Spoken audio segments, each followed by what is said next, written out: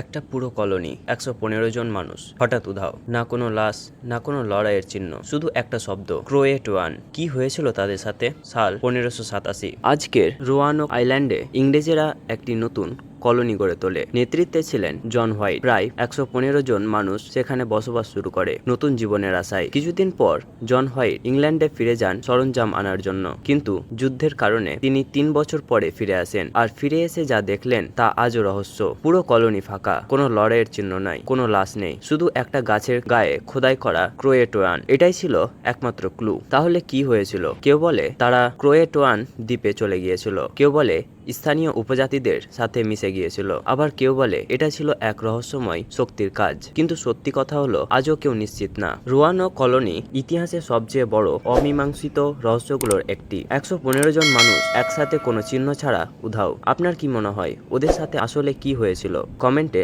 আপনার থিওরি জানান।